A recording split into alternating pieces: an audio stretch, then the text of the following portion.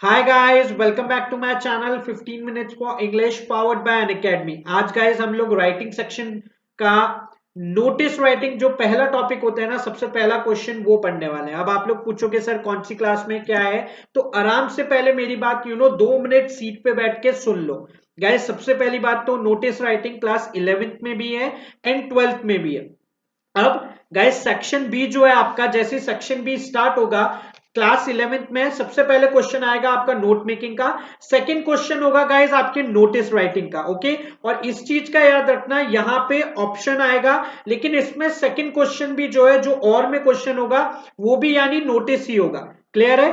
अभी मैं बात कर रहा हूं क्लास 11th की। ये देख रहे हो आप, क्लास 11th में मैंने लिख रखा है बोथ क्वेश्चंस जो हैं वो नोटिस राइटिंग ही होने वाले हैं। क्लियर है?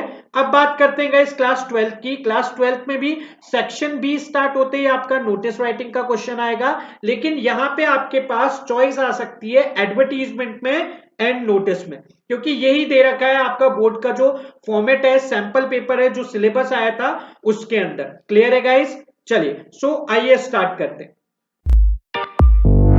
उसका पार्ट से पाउडर ऐसा कुछ बोलना चाहूंगा के लिए नेम देखते हैं, कैरेक्टर है किसका नेम है। सो गाइस अब देखो, छोटा सा एक मैं इंट्रोडक्शन आपको बता देता हूँ कि नोटिस राइटिंग बेसिकली है क्या। ये आपको जस्ट एक इंफॉर्मेशन के लिए है। देखो, नोटिस इज रिटन अनाउंसमेंट और information about anything given to a group not individual. तो अब आपको ये देखो, लिखते वक्त थोड़ा सा इसका ध्यान रखना है कि आप किसी पर्टिकुलर इंडिविजुअल इंडिविजुअल मतलब एक बंदे को नहीं लिख रहे हो नोटिस। आप ये नोटिस जो है ये एक अनाउंसमेंट है, एक इंफॉर्मेशन है जो ग्रुप को जाती है। तो आपको ये लिखते वक्त ध्यान रखना है कि आपको किसी एक पर्टिकुलर बंदे को पॉइंट आउट नहीं करना है। क्लियर है? सेकेंड पॉइंट है गाइज, यहाँ पे देखो, notices are given in newspapers, magazines, displayed on notice board in schools and colleges. Okay, तो ये जस्ट इंफॉर्मेशन के लिए कि नोटिसेस आपको कहाँ कहाँ पे देखने को मिलते हैं। Clear? So guys most important thing जो आपके 2020 में इस सेशन में इस बोर्ड्स के लिए और क्लास 11th के लिए जो चेंजेस हुए हैं ना, एज एन आपको पता है सिचुएशन से रिलेट करते हुए, जो 20 में जो आपके क्वेश्चन आने वाला है, तो मार्किंग स्कीम में क्या चेंज हुआ है वो देखते हैं। बेसिकली आपको पता है नोटिस राइटिंग इससे पहले 4 मार्क्स का आता था, लेकिन अब की बार आपके कितने मार्क्स का है गाइस? यहाँ पे 3 मार्क्स का है। समझ में आया? तो इस बार 4 मार्क्स का नहीं है। तो देखो, फॉर्मेट का आपका 1 मार्क्स है, कंटेंट आप जो लिखते हो उसमें उसका बॉडी का वो 1 मार्क्स है, और आपके एक्सप्रेशन आप कैसा लिख रहे हो, कितने ग्रामेटिकल मिस्टेक्स हैं, क्या लिख रहे हो, कितनी फॉर्मल टोन है, उन सब का आपके 1 मार्क्स है। तो टोटल ये कितना होता है? 3 मार्क्स। तो गाइज ये चेंज है लास्ट ईयर से इस ईयर में। जो 4 मार्क्स का क्वेश्चन था वो आपकी बार 3 मार्क्स का हो गया। क्लियर है? सो गाइज अब हम लोग कुछ पढ़ते हैं इंपॉर्टेंट टिप्स। ये इंपॉर्टेंट टिप्स आपको और कहीं बुक में शायद नहीं मिले स्टूडेंट्स, लिटरली मैंने बनाया है।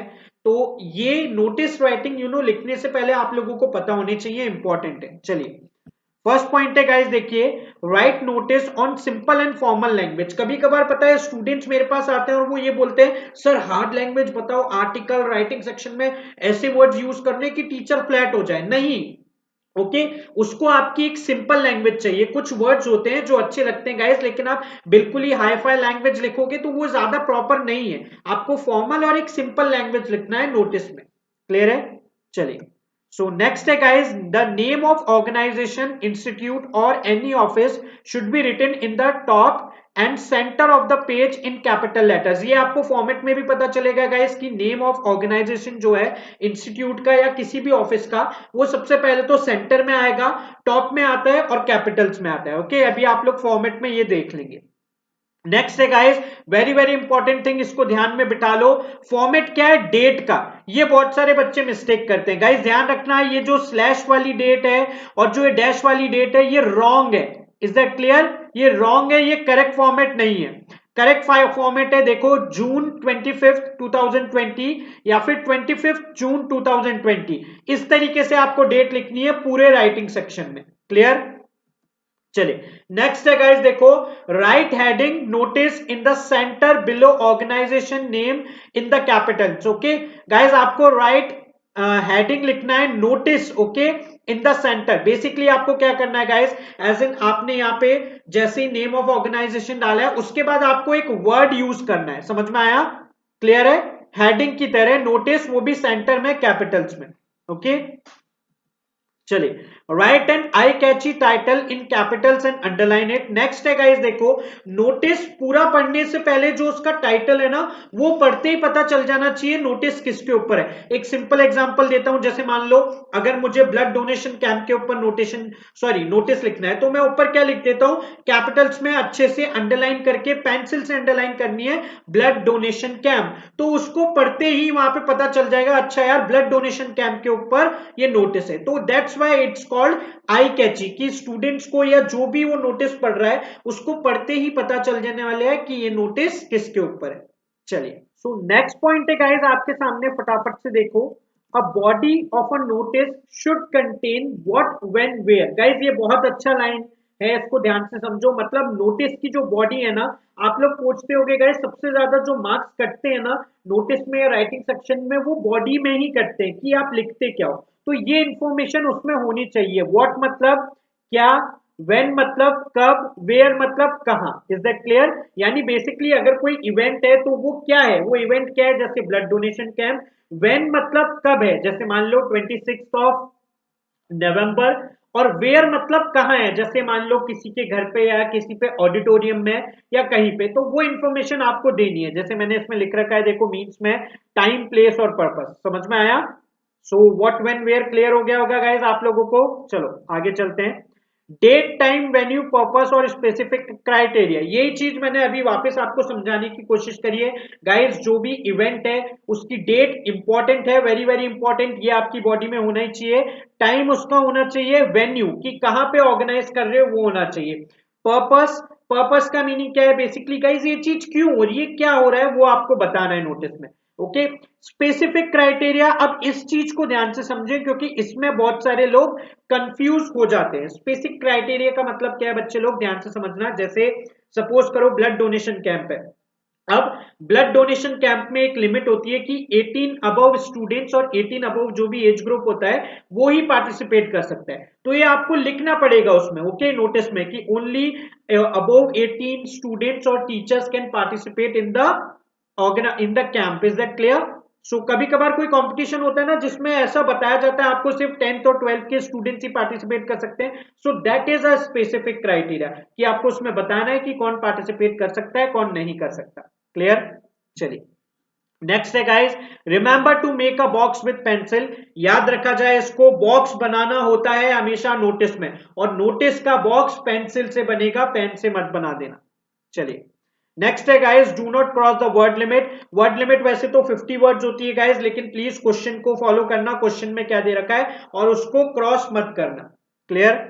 चलिए नेक्स्ट है guys, don't use first person word I and second person word you. देखो बहुत इंपॉर्टेंट पॉइंट है, इसको मैंने ऊपर नहीं दिया है, थोड़ा सा नीचे लेके आया हूं, ये समझने की बात है। मैंने बोला था ना आपको, आप किसी पर्टिकुलर बंदे को या पर्सन को नहीं कर रहे हो, पूरे ग्रुप को रेफर कर रहे हो। तो यहाँ पे आपका जो फर्स्ट पर्सन वर्ड होता है दैट इज आई, और सेकंड पर्सन वर्ड होता है दैट इज यू, इसको यूज मत करना। सिंपल।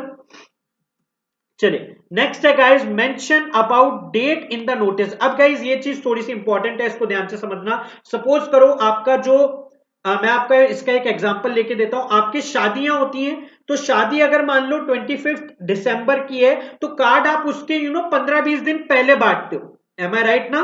सो जो वहां पे डेट मेंशन होगी, ऑर्गेनाइज जो भी फंक्शन ऑर्गेनाइज हो रहा है उसकी डेट से नोटिस है ना 2-3 दिन पहले या कुछ सर्टेन डेज पहले लिखना है। तो ये चीज यहां पे मैंने बताई है। क्लियर है? चलिए नेक्स्ट है guys, last box should be compact. अब कॉम्पैक्ट का मतलब क्या है, बच्चे लोग क्या करते देखा है आप लोगों ने। मैं आपको एक एग्जांपल देता हूं, सपोज करो लाइन पे यहां पे खत्म हो गया नोटिस, ओके, नोटिस की बॉडी, उसके बाद एक लाइन लीव कर देते हैं, 2 लाइन लीव कर देते हैं, उसके बाद बॉक्स बनाते हैं। ऐसा नहीं करना है, जहां पे आपका नोटिस खत्म हो रहा है उसी लाइन में आपका बॉक्स भी फिनिश होना चाहिए, इसका मतलब है कॉम्पैक्ट होना। सो गाइज ये कुछ इंपॉर्टेंट टिप्स थी, प्लीज इनको याद रखना, ये नोटिस के लिए बहुत इंपॉर्टेंट है। सो गाइज अब हम लोग देखते हैं फॉर्मेट ऑफ नोटिस। ये one of the most important thing है, क्योंकि नोटिस राइटिंग में नोटिस का फॉर्मेट इंपॉर्टेंट होता है। ओके, क्योंकि टीचर का गाइज मूड ऑफ हो सकता है यहाँ से, अगर आप लोगों ने पूरा ऊपर नीचे जो फॉर्मेट है वो किया। चलो एक एक करके देखते हैं। मैंने सबसे पहले आपको बताया था ना, नेम ऑफ ऑर्गेनाइजेशन होना चाहिए कैपिटल्स में, ओके, जो मैंने लिखा है आपने सेंटर में, यानी नेम ऑफ ऑर्गेनाइजेशन और कंपनी नेम जो भी है वो यहाँ पे आएगा सबसे पहले कैपिटल्स में। उसके बाद गाइस आपको नोटिस वर्ड लिखना है, वो भी देख रहे हो कैपिटल्स में, NOTICE, is that clear, centre में। उसके बाद गाइस आपको यहाँ पे लेफ्ट हैंड साइड पे डेट लिखनी है, डेट का फॉर्मेट मैंने आपको बताया है। देन उसके बाद गाइस आपको हेडिंग लिखनी है कैपिटल्स में। अब मेरी बात सुनो गाइस, कई सारे स्कूल के टीचर्स जो हैं वो यहाँ पे लाइन लीव करने को बोलते हैं, तो वो कर सकते हो, ओके। वो हार्ड एंड फास्ट रूल नहीं है कि उसके आपके मार्क्स कटेंगे। यहाँ पे मैंने लाइन लीव नहीं करी है, नेम ऑफ ऑर्गेनाइजेशन है, उसी के बाद नीचे नोटिस है, उसी के बाद डेट है नेक्स्ट लाइन में लेफ्ट हैंड साइड पे, और उसके बाद नीचे हेडिंग है। हेडिंग के बाद आपको यहाँ पे फर्स्ट लाइन लीव करी है मैंने, जो बॉडी स्टार्ट करने से पहले। उसके बाद गाइस बॉडी लिखनी है आपको। बॉडी का फॉर्मेट, बॉडी कैसे लिखना है वो मैं अभी आपको नेक्स्ट में बताऊंगा। जैसे ही जहां पे भी गाइस आपकी बॉडी खत्म होती है, उसके बाद मैंने यहाँ पे लाइन लीव नहीं करी है, उसके बाद नेम लिखा है और डेजिग्नेशन लिखी है।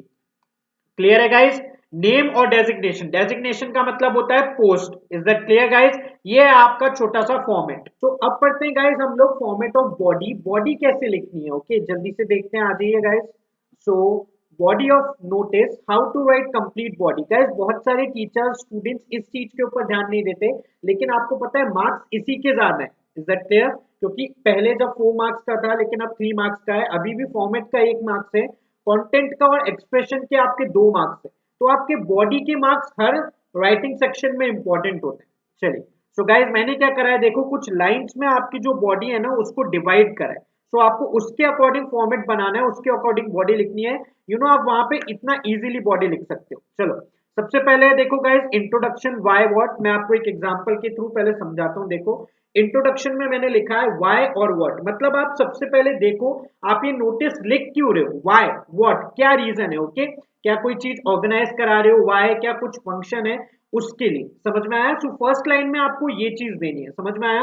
आपको याद क्या रखना है, वाई और व्हाट, वहां पे कि यार सबसे पहले मुझे वाई और व्हाट लिखना है। तो आप अपने आप क्या करोगे, जो क्वेश्चन है उसमें से पिक कर लोगे। जैसे मान लो सपोज करो क्वेश्चन आया कि स्कूल में क्या हो रहा है, एक क्लब है, क्लब ओपन हो रहा है, तो उसके लिए आपको नोटिस लिखना है। तो आपको पता चल गया ना दैट क्लब के लिए वाई, क्लब और कुछ भी फंक्शन ऑर्गेनाइज कराया जा रहा है स्कूल में। सो वाई और व्हाट पता चल गया।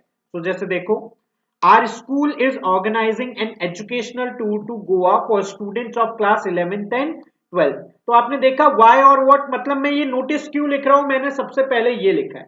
क्लियर है।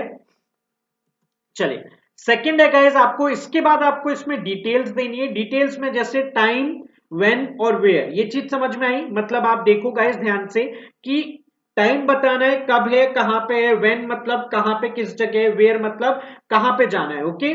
टाइम डेट के बारे में आपको बताना है, वेन्यू के बारे में आपको बताना है। अब जैसे देखो मैंने इसी एग्जांपल को आगे कंटिन्यू करा है। सो फ्रॉम 13 सितंबर टू 18 सितंबर, मैंने टाइम के बारे में बताया। Expenses for the person should be 3000 rupees, okay. So क्योंकि गोवा के बारे में हम इसमें बता चुके थे, क्लियर है। अगर कोई फंक्शन होता गाइस तो आपको यहाँ पे बताना पड़ता कौन सा डे है, किस जगह पे हो रहा है, कहीं स्कूल ऑडिटोरियम है या कोई XYZ प्लेस है। क्लियर। नेक्स्ट है गाइस, जो इसमें लास्ट है, एनी कंडीशन। मैंने आपको बताया था ना कि अगर कोई कंडीशन है तो उसके साथ आप एक लाइन जोड़ सकते हो। जैसे देखो, इंटरेस्टेड स्टूडेंट्स में give their names to the undersigned. अब अंडरसाइंड कौन होता है गाइस, ये लाइन लिखना अच्छा होता है, एक अच्छा वर्ड है नोटिस में, एक अच्छा इंपैक्ट पड़ता है। अंडरसाइंड मतलब जिसके नीचे साइन हो रखे ना उसको कांटेक्ट करो विद द फीस। समझ में आया। सो इसको अगर आप लोगों को फंक्शन के लिए लिखना हो तो आप फंक्शन के लिए भी लिख सकते हो कि interested students who wants to participate in the function और XYZ give their name to undersigned. समझ में आया। सो इस तरीके से आपको लिखना है। तो अब आप लोगों को गाइस फॉर्मेट के लिए पता है, ये पूरा रटना नहीं है, आपको सिर्फ इतनी इतनी सी चीजें याद रखनी है कि यार सबसे पहले नोटिस में जो स्टार्टिंग होगी वो वाई और व्हाट से होगी। उसके बाद आपको डिटेल्स में टाइम, व्हेन, वेन देना है। देन अगर कोई कंडीशन है तो उसको कॉन्टैक्ट अंडरसाइन के साथ लिखना है। ये हो गया गाइस आपका नोटिस खत्म, इतना सा लिटरली। और यहाँ पे आपको ये पूरे मार्क्स दिलाएगा। सो स्टूडेंट्स, अब मैं आप लोगों को एक एग्जांपल देता हूं नोटिस का, ओके। बेसिकली हम लोगों ने सब कुछ पढ़ लिया है गाइस, इंफॉर्मेशन पढ़ लिया है, इंपॉर्टेंट टिप्स पढ़ लिए हैं, फॉर्मेट पढ़ लिया है, ओके। बॉडी कैसे लिखनी है, अब एक एग्जांपल के थ्रू इसको पूरा समझा देता हूँ। चलिए देखिए, ये आपके सामने एक क्वेश्चन है गाइस, 2014 सीबीएसई पेपर में आया था फाइनल्स में, ओके, यानी बोर्ड्स में। You are Trilok secretary, okay, ABL School Cricket Association. It has been decided that a meeting of all members of the school cricket team will be held to discuss plans and strategies for the coming zonal tournament. Write a notice in not more than 50 words informing the members of the team about the meeting and requesting them to attend it. Okay 2014 का है, question समझ में आ गया होगा guys आपको। School का name दे रखा है, देखो एबीएल स्कूल। ओके वहां पे आप कौन हो, त्रिलोक हो, सेक्रेटरी हो। Is that clear? आपको समझ में आ गया कि बेसिकली एक क्रिकेट एसोसिएशन की मीटिंग है, उसके ऊपर आपको नोटिस लिखना है।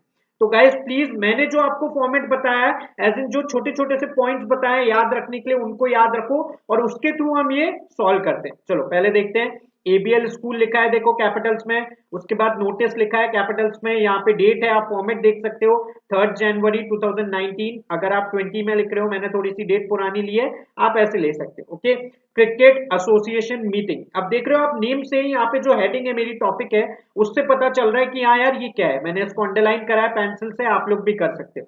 उसके बाद मैंने लाइन लीव करी है और यहाँ से स्टार्ट करा है। तो सबसे पहले याद रखो गाइस, हम लोग क्या लिखते हैं वहां पे, वाई और वॉट। याद आया? मतलब ये हम क्यों लिख रहे हैं नोटिस, तो देखो all the members of the school cricket team are informed that a meeting has been scheduled. okay यानी हम लोगों ने एक मीटिंग रखी है क्रिकेट टीम की, ये बताना है, तो मैंने ये बताया। तो पहला पॉइंट क्लियर होता है गाइस, वाई और व्हाट का। चलिए सेकंड में आपको पता है, मैंने बोला था आपको डिटेल्स देनी है। कब है? 5th of April को 2019 at 2 PM in the sports room. यही बात हुई थी। डिटेल्स में आपको बताना है टाइम के बारे में, डेट के बारे में और प्लेस के बारे में। तो तीनों चीज दे दी यहाँ पे। You are requested to be there on time for the selection process and to plan the strategies for the coming zonal tournament. Basically आपने यहाँ पे जो कंडीशन थी भाई कि मैं चाहता हूं पूरे के पूरे लोग टाइम पे मीटिंग में आ जाए, वो यहाँ पे आपने अपने सामने रख दिया। Simple point. देख रहे हो आप गाइस कितना सा नोटिस लिखा है हमने उसके थ्रू। तो आपको सिर्फ और सिर्फ यही रखना है, वाई और व्हाट। ठीक है, उसके बाद डिटेल्स देनी है, उसके बाद अगर कोई कंडीशन जो आप रखना चाहते हो। क्या देखो, लाइन लीव नहीं करी है, नेम लिखा है Trilok Lahari, secretary sorry comma cricket association का, और यहाँ पे इसका बॉक्स बना दिया है। ये है guys simple example notice writing का। तो गाइस आप लोगों के सामने अनअकैडमी है। अनअकैडमी इंडिया का लार्जेस्ट ऑनलाइन लर्निंग प्लेटफॉर्म है। अगर गाइस आप लोगों को किसी को भी ऑनलाइन सब्सक्रिप्शन लेना हो अनअकैडमी का, आप लोग इसके फीचर्स देख सकते हो। आपको यहाँ पे लाइव क्लासेस मिलती हैं, टॉप एजुकेटर्स मिलते हैं इंडिया के जो आपको पढ़ा रहे हैं। आपके सामने लाइव क्विज होता है जो कि और किसी प्लेटफॉर्म पे नहीं होता।